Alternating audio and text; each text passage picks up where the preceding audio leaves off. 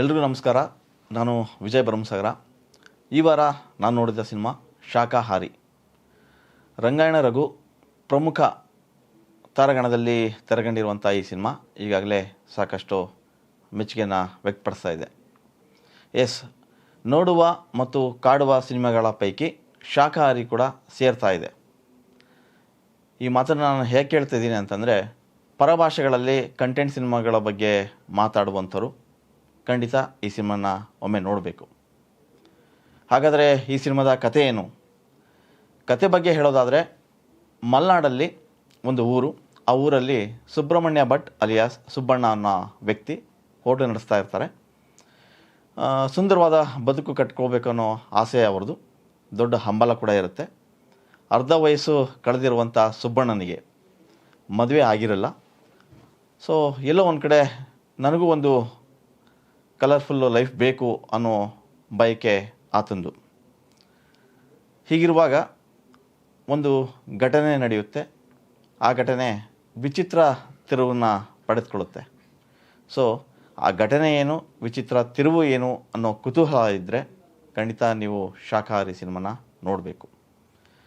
ಇತ್ತೀಚೆಗೆ ITBT ಕಡೆಯಿಂದ ಬಂದಂಥ ಹೊಸ ನಿರ್ದೇಶಕರು ಈ ಥರ ಕಂಟೆಂಟ್ ಬೇಸ್ಡ್ ಸಿನಿಮಾನ ಮಾಡ್ತಾಯಿದ್ದಾರೆ. ಸೊ ಆ ಪೈಕಿ ಶಾಕಾಹಾರಿ ಸಿನಿಮಾನ ನಿರ್ದೇಶನ ಮಾಡಿರ್ತಕ್ಕಂಥ ಸಂದೀಪ್ ಸುಂಕದ್ ಇವರು ಕೂಡ ವಿಭಿನ್ನ ಪ್ರಯತ್ನದ ಮೂಲಕ ಗಮನ ಸೆಳೀತಾ ಇದ್ದಾರೆ ಅಂತ ಹೇಳ್ಬೋದು. ಯಾಕಂದರೆ ಮೊದಲನೇ ನಿರ್ದೇಶನದಲ್ಲೇ ಇವರು ಫುಲ್ ಮಾರ್ಕ್ಸ್ ತೊಗೊಂಡಿದ್ದಾರೆ. ಅಂದರೆ ಕತೆ ಆಗಿರ್ಬೋದು, ಮೇಕಿಂಗ್ ಸ್ಟೈಲ್ ಆಗಿರ್ಬೋದು, ಅಥವಾ ಅವರ ನಿರೂಪಣೆ ಶೈಲಿ ಆಗಿರ್ಬೋದು, ಎಲ್ಲವೂ ಕೂಡ ಈ ಸಿನಿಮಾನ ಬೇರೆ ಒಂದು ಹಂತಕ್ಕೆ ಕರ್ಕೊಂಡು ಹೋಗಿದೆ. ನಾನು ಆಗಲೇ ಹೇಳ್ದಂಗೆ ಕತೆ ತುಂಬ ಸರಳವಾಗಿದೆ. ಆದರೆ ನಿರೂಪಣಾ ಶೈಲಿ ಮತ್ತು ಚಿತ್ರಕಥೆ ಮತ್ತು ಬರುವಂತಹ ಸಂಭಾಷಣೆ ಈ ಸಿನಿಮಾದ ತಾಕತ್ತು. ಇನ್ನು ಈ ಸಿನಿಮಾದ ವಿಶೇಷತೆ ಏನಂದರೆ, ಇದೊಂದು ಮರ್ಡರ್ ಮಿಸ್ಟ್ರಿ ಅನ್ಬೋದು. ಅದರಲ್ಲಿ ಎಮೋಷನಲ್ ಮರ್ಡರ್ ಮಿಸ್ಟ್ರಿ ಅಥವಾ ಎಮೋಷನಲ್ ಥ್ರಿಲ್ಲರ್ ಸಿನಿಮಾ ಅಂತ ಕೂಡ ಹೇಳ್ಬೋದು. ಆ ಸಾಲಿಗೆ ಸೇರೋಂಥ ಸಿನಿಮಾ. ಇಡೀ ಸಿನಿಮಾ ಮಲೆನಾಡಿನ ಹಿನ್ನೆಲೆಯಲ್ಲಿ ಸಾಗುತ್ತೆ. ಸೊ ಅಲ್ಲೊಂದು ಮುದ್ದಾದ ಲವ್ ಸ್ಟೋರಿ ಇದೆ. ಆಮೇಲೆ ಒಂದಿಷ್ಟು ಪಾತ್ರಗಳ ಲವಲವಿಕೆ ಕೂಡ ಕಾಣ್ತದೆ. ಇಲ್ಲಿ ಕ್ರೌರ್ಯ ಕಾಣ್ಬೋದು, ದ್ವೇಷ ಕಾಣ್ಬೋದು, ಆಸೆ ದುರಾಸೆ ಎಲ್ಲವೂ ಈ ಸಿನಿಮಾದಲ್ಲಿ ಮೇಳೈಸಿದೆ. ಒಂದೇ ಮಾತಲ್ಲಿ ಹೇಳೋದಾದರೆ, ಶಾಕಾಹಾರಿ ಒಂದು ವಿಭಿನ್ನ ಪ್ರಯತ್ನ. ಸೊ ಎಲ್ರಿಗೂ ಇಷ್ಟ ಆಗುವ ಮತ್ತು ಮನಮುಟ್ಟುವಂಥ ಸಿನಿಮಾ ಅಂತ ಯಾವುದೇ ಮುಲಾಜಿಲ್ಲದೆ ಹೇಳ್ಬೋದು. ಯಾಕಂದರೆ ಇಲ್ಲಿ ಮುಖ್ಯವಾಗಿ ಕಾಡೋದು ಕತೆ ಮತ್ತು ಪಾತ್ರಗಳು. ಆ ಪಾತ್ರಗಳ ಸುತ್ತ ಹೆಣೆದಿರುವಂಥ ನಿರ್ದೇಶಕರ ಜಾಣತನ ಇದೆಯಲ್ಲ, ಅದು ಸಿನಿಮಾದ ಹೈಲೈಟ್ ಅಂತ ಹೇಳ್ಬೋದು.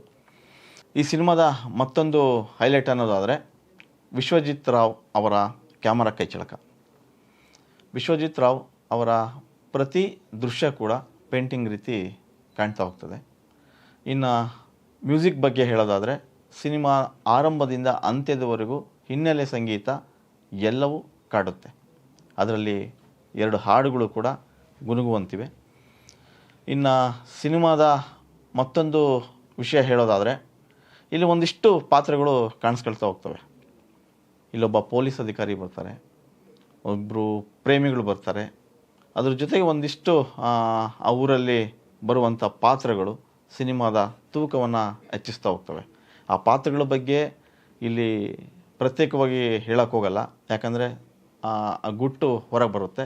ಹಾಗಾಗಿ ನೀವು ಶಾಕಾಹಾರಿ ಸಿನಿಮಾನ ಥಿಯೇಟ್ರ್ನಲ್ಲಿ ಬಂದು ನೋಡಿದ್ರೆ ನಿಮಗೆ ಆ ಎಕ್ಸ್ಪೀರಿಯೆನ್ಸು ಬೇರೆ ಥರನೇ ಇರುತ್ತೆ.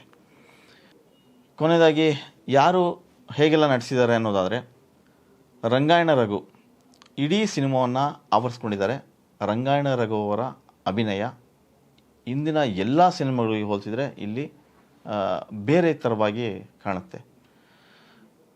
ಇಲ್ಲಿ ತುಂಬ ಭಾವುಕತೆಯನ್ನು ಹೆಚ್ಚಿಸ್ತಾರೆ, ಹಾಗೆಯೇ ಕಾಡ್ತಾರೆ. ರಂಗಾಯಣ ರಘುನ ಕಂಡ ಕ್ಷಣ ಎಲ್ಲರೂ ಹಾಸ್ಯ, ಅಪ್ಪನ ಪಾತ್ರ, ಚಿಕ್ಕಪ್ಪನ ಪಾತ್ರ ಎಲ್ಲ ನೋಡಿದ್ದೀರ.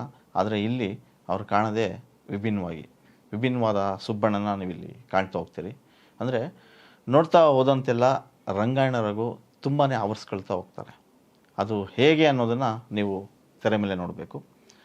ಇನ್ನು ಮತ್ತೊಬ್ಬ ಪಾತ್ರಧಾರಿ ಅವ್ರ ಬಗ್ಗೆ ಹೇಳಲೇಬೇಕು. ಇಲ್ಲಿ ಗೋಪಾಲ್ ಕೃಷ್ಣ ದೇಶಪಾಂಡೆ ಅವರು ಕೂಡ ಇಲ್ಲಿ ಪೊಲೀಸ್ ಅಧಿಕಾರಿಯಾಗಿ ಕಾಣಿಸ್ಕೊಂಡಿದ್ದಾರೆ. ಒಂದು ಕೊಲೆಯ ಸುತ್ತ ನಡೆಯುವಂಥ ತನಿಖಾಧಿಕಾರಿ ಅವರು. ಅವರ ಪೀಕಲಾಟ, ಒದ್ದಾಟ, ಅವರ ಅಸಹಾಯಕತೆ ಎಲ್ಲವನ್ನು ಕೂಡ ಇಲ್ಲಿ ತಮ್ಮ ಅಭಿನಯದ ಮೂಲಕ ಹೊರಹಾಕಿದ್ದಾರೆ. ಅವರು ಕೂಡ ಸಿನಿಮಾ ವೇಗಕ್ಕೆ ಮತ್ತೊಂದು ಸಾಕ್ಷಿಯಾಗಿ ನಿಲ್ತಾರೆ. ಒಟ್ಟಾರೆ ಶಾಕಾಹಾರಿ, ಕಾಡುವ ಮತ್ತು ನೋಡುವ ಸಿನಿಮಾ, ಕ್ಲಾಸ್ ಮತ್ತು ಮಾಸ್ ಈ ಎರಡೂ ವರ್ಗಕ್ಕೂ ಇಷ್ಟವಾಗಂಥ ಸಿನಿಮಾ ಇದು. ಪರಭಾಷೆ ಸಿನಿಮಾಗಳ ಬಗ್ಗೆ ಮಾತಾಡೋರು ಖಂಡಿತ ಒಮ್ಮೆ ಈ ಥರದ ಸಿನಿಮಾನ ನೋಡಬೇಕು. ಕನ್ನಡದಲ್ಲಿ ಸಾಕಷ್ಟು ಪ್ರಯೋಗಗಳು ಆಗ್ತಾ ಇವೆ. ಅಂತಹ ಪ್ರಯೋಗ ಸಿನಿಮಾಗಳ ಸಾಲಿಗೆ ಶಾಕಾಹಾರಿ ಕೂಡ ಸೇರ್ತಾ ಇದೆ. ಒಂದು ಹೊಸ ತಂಡ ಹೊಸ ಪ್ರಯತ್ನದ ಮೂಲಕ ಈ ಸಿನಿಮಾನ ಕಟ್ಟಿಕೊಟ್ಟಿದೆ.